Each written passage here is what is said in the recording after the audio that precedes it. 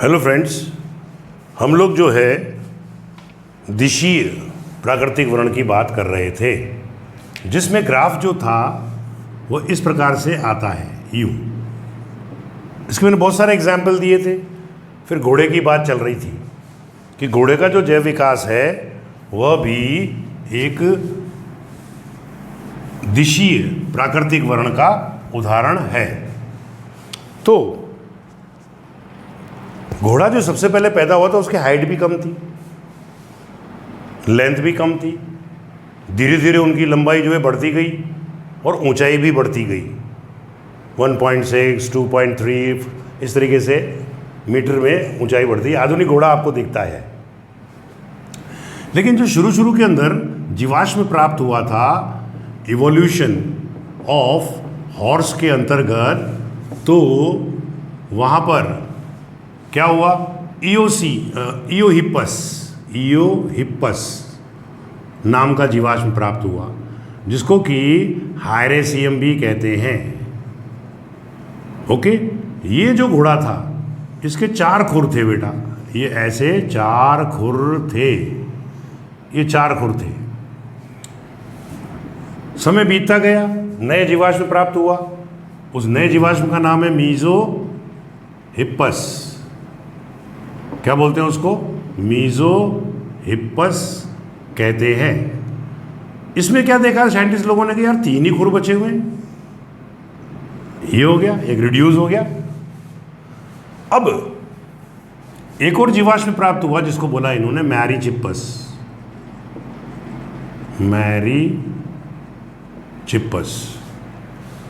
इसके अंदर उन्होंने देखा कि खुरों की संख्या जो थी वह 2 ही रह गई। यहाँ 4 थे, यहाँ 3 थे, ये 2 थे।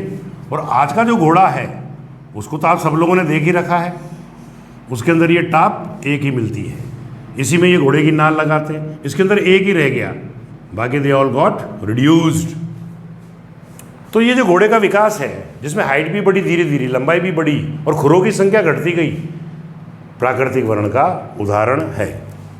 अब आता है सिकल सेल एनीमिया।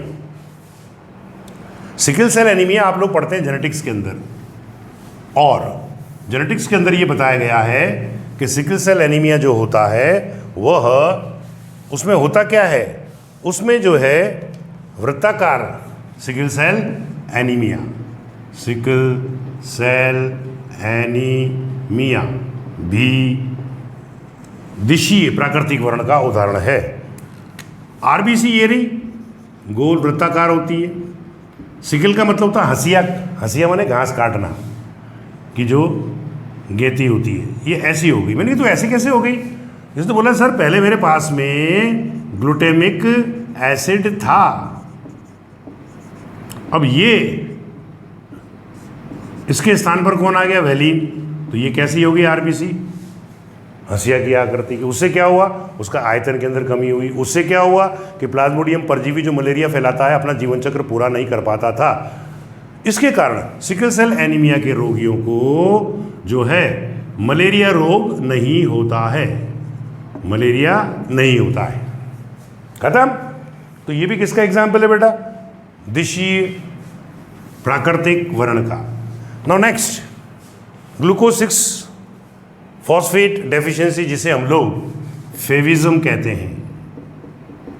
फेविज्म जो है उसमें क्या हुआ कि ग्लूकोज 6 फॉस्फेट, ये होता किसके अंदर है? जैसे आपने ऐसी कोई बीन वगैरह खा ली, जैसे खसेरी दाल थी, खसेरी दाल से जो है लकवा हो गया था लोगों को मध्य प्रदेश के अंदर। तो बीन के अंदर ग्लूकोज 6 फॉस्फेट की कमी होती है, और यदि इस बीन को कौन आदमी खाएगा तो क्या होगा? उसकी जो आरबीसी होगी, दिस इज योर आरबीसी, ये अब गठित होना शुरू हो जाएगी, डिकम्पोज होना शुरू हो जाएगी। और इसके टुकड़े जो होंगे ये वाले, ये किसी दूसरी आरबीसी की बॉडी के ऊपर जाकर, झिल्ली के ऊपर जाकर जम जाते हैं। उससे क्या होता है? इसका आयतन बहुत कम हो जाता है। बहुत कम होता है तो फिर वही बात आ गई कि प्लाज्मोडियम पैरासाइट जो होता है वो अपना जीवन चक्र पूरा नहीं कर पाता है and the concerning person is not able to suffer from malaria, उस व्यक्ति को मलेरिया नहीं होता है। तो ये फैविज्म जिसमें कि बीन के अंदर ग्लूकोज 6 फॉस्फेट डेफिशिएंसी होती है, वह भी एक डायरेक्शनल नेचुरल सिलेक्शन का उदाहरण है। Now last one, resistant to pesticide, यानी कि पीड़कनाशियों के प्रति प्रतिरोधकता। आपका हेडिंग है, ये बहुत अच्छा हेडिंग है, बन सकता है क्वेश्चन, ध्यान रखना नीट के अंदर। मानव जनित प्राकृतिक वर्ण, वो प्राकृतिक वर्ण तो अपन ने 3 प्रकार का पढ़ लिया बेटा, स्थायी पढ़ा, विघटनकारी पढ़ा, और एक अपन ने पढ़ा डायरेक्शनल यानी कि दिशी पढ़ा।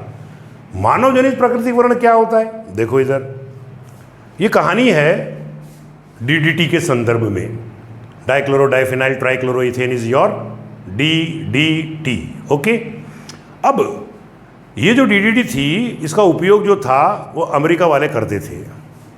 उन्होंने बहुत ज़्यादा उपयोग करना शुरू कर दिया, क्योंकि खेतों के अंदर ये डालते थे पेस्टिसाइड को, तो वह फसल ने अवशोषित करना शुरू कर दिया, फसल के उत्पादों में आ गया, उत्पाद का उपयोग मानव करने लगा, तो मानव के शरीर के अंदर डीडीटी की मात्रा बढ़ने लगी। परंतु इसका कुप्रभाव क्या हुआ कि जो गर्भवती महिलाएं थीं, उनके जो शिशु पैदा हो रहे थे बड़े अपसामान्य यानी कि एबनॉर्मल पैदा होना शुरू हो गए, जिनको कि टेरेटा कहा जाता है।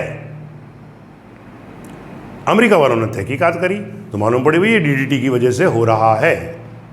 ऐसे ही वहाँ पर उन्होंने देखा कि चिड़िया के अंडे बड़ी जल्दी फूटने लग गए।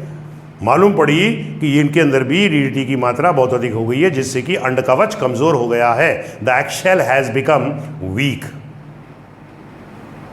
1952 में अमेरिका ने डीडीटी पर प्रतिबंध लगा दिया। He banned on DDT. Who? America.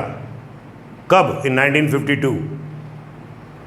और वो शाणा आदमी है, उसने अमेरिका वालों से बोला तुमको डीडीटी चाहिए क्या सस्ते दाम में? दे। वो जहाज भर भर के आने लग गए सब हमारे देश के अंदर। वही डीडीटी जो 15 अगस्त के रोज नालियों के आसपास में छिड़का जाता है, आज भी चल रहा है, देख लेना, जो कि प्रतिबंधित है ही है। अब ये जो था कीटनाशियों के प्रति प्रतिरोधक क्षमता या पीड़कनाशियों के प्रति प्रतिरोधक क्षमता जो थी वो विकसित हो गई। अब इसमें क्या हुआ, शुरू में जो भारत में मच्छर थे खूब जल्दी जल्दी मरने लगे, अरे डीडीटी आ गया, धड़, डीडीटी आ गया, मर गए, डीडीटी आ गया, मर गए। लेकिन हमारे देशवासियों ने या हमारे देश में उसका बार बार उसका उपयोग करने लगे। जरा से ही कोई बात होती है डीडीटी डालते, जरा से और मच्छर बाबड़े दुखी यार, रोज रोज डीडीटी डाल देते। तो उन्होंने धीरे धीरे उस डीडीटी के प्रति अपनी प्रतिरोधक क्षमता विकसित करना शुरू कर दिया, और अब वो डीडीटी से भी ज़्यादा ताकतवर हो गए, और अब वो डीडीटी से भी नहीं मर रहे हैं, यानी कि जी रहे हैं। इसका मतलब प्रकृति ने उनको वर्ण कर लिया है, चयन कर लिया है। इसीलिए इसको बोलते हैं मानव जनित प्राकृतिक वर्ण। अगर मानव डीडीटी का उपयोग ही नहीं करता तो कुछ होता ही नहीं। Okay, very good question it is. तो इसको बोलते हैं एंथ्रोपोजेनिक। एंथ्रोपोजेनिक नेचुरल सिलेक्शन कहते हैं। हो गया, यानी कि मानव जनित प्राकृतिक वर्ण जो है वो पेस्टिसाइड और इंसेक्टिसाइड जो यूज़ किए जाते हैं उनके लिए, कि मानव ने यूज़ किया इसलिए। अब साइंटिस्ट लोगों ने बोला कि यार ये ऐसा क्यों हुआ कि पहले तो मच्छर मर जाते थे, अब आजकल नहीं मरते हैं।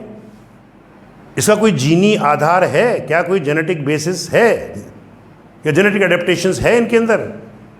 तो 2 बंदे आए, एक का नाम था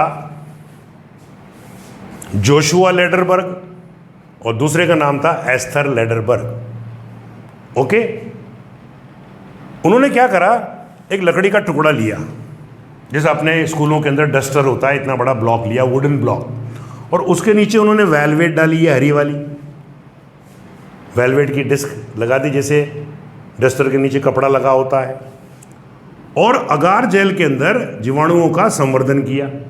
फिर उसी ब्लॉक को, वुडन ब्लॉक को उन्होंने उसके ऊपर दबाया, ये आ गया। दबाने पर क्या हुआ कि ये लाल लाल जो मैंने बनाए हैं बैक्टीरिया वो इसमें चिपक गए। अब उन्होंने उस जीवाणुओं को एक पैटी डिश में उपस्थित पेनिसिलिन के अंदर डाला, ये मानते हुए कि पेनिसिलिन से सारे बैक्टीरिया जो होंगे वो मर जाएंगे, परंतु सारे नहीं मरे, कुछ जीवित रह गए तो साइंटिस्ट लोगों ने उससे पूछा भाई तुम कैसे जीवित रह गए, कि सर इस पेनिसिलिन के विरुद्ध जो प्रतिरोधी जीन था, that is the resistant gene against the penicillin, it was already present in our generation. ये हमारी संतति के अंदर पहले से ही था, लेकिन हम पेनिसिलिन के संपर्क में नहीं आए तो हम प्रभाव कैसे दिखाते थे। और जिनके अंदर पेनिसिलिन के प्रति प्रतिरोधक क्षमता नहीं थी, and the bacteria which never had the resistance to the penicillin, they never had the gene which was resistant to the penicillin, वो मर गए। इसी को बोलते हैं genetic basis of natural selection, और you can say genetic basis anthropogenic. भाई ये भी आदमी ने किया बैक्टीरिया, तो एंथ्रोपोजेनिक सिलेक्शन मैंने बता दिया मानव जनित, उसमें पीड़कनाशी और कीटनाशी को याद करना, और जीनी आधार के संदर्भ में याद करना जोशुआ लेडरबर्ग और एस्थर लेडरबर्ग का जो प्रयोग था, एक्सपेरिमेंट था, उस प्रयोग का क्या नाम था, प्रतिकृति प्रयोग, यानी कि रेप्लिका एक्सपेरिमेंट कहेंगे, प्रतिकृत प्रयोग हम उसको कहेंगे। ये भी एक प्राकृतिक वर्ण का उदाहरण था, और इसी के साथ में अब हमारा प्राकृतिक वर्ण समाप्त होता है। इसके बाद में we will talk about the Hardy Weinberg law, and in it we will talk about the genetic drift. फिर हम लोग कुछ जो है बॉटलनेक इफेक्ट है उसके बारे में बात करेंगे, और फिर हम लोग जो है अलग अलग जो महाकाल हैं, एरा हैं, काल हैं, पीरियड हैं, इपॉक हैं, उनमें कौन कौन से जंतु पैदा हुए इसके बारे में बात करेंगे। Then will talk about the human evolution. Human evolution में से एक क्वेश्चन आता है, मैं बता दूंगा कौन सा आता है, वो खोपड़ी के आयतन में से आता है ज़्यादातर। खैर वो बात की बात है। इसी के साथ में हम लोग जो है इस लेक्चर को यहीं ख़त्म करते हैं। If you like it please share and subscribe. Thank you. कितनी देर होगी? 12 मिनट का।